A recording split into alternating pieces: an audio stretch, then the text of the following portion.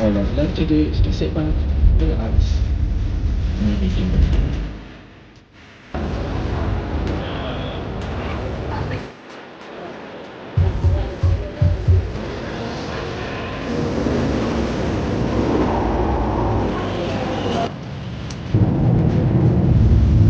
Wow, pabigas. Sakit pa rice cooker.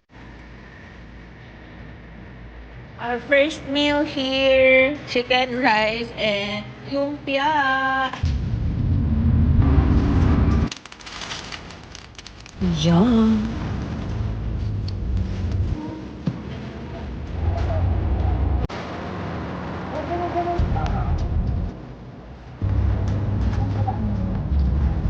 Andito na kami sa Mattress Outlet.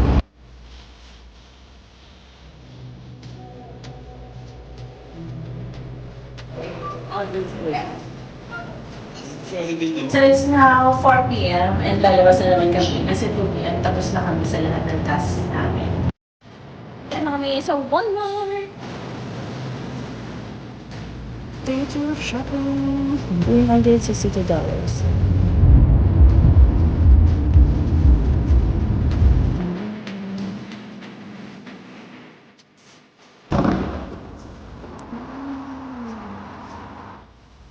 Ang daming storage. Last look. This is the gym. Movies. Some cardio.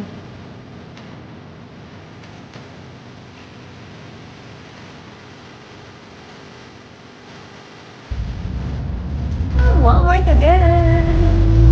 This is so overwhelming. I'll keep the mga flowers are flowing. Kabili ko lang ng candles or hindi, actually plugins sa Bath and Body Works para mabango lang yung bahay. I'm not sure yet what to get, but kasi we're gonna go to Costco.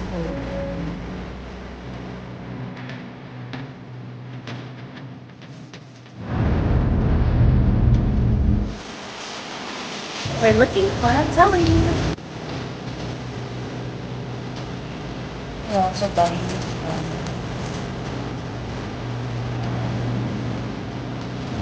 it's time to eat. Today we are going to Sesame. I want got my S10. So we didn't choose University Hill because we didn't have the floor plan that we wanted. And ito sana siya, side. Grabe ang laki. Ross. The tree. Supposedly everything is just $1, but it's no longer like that.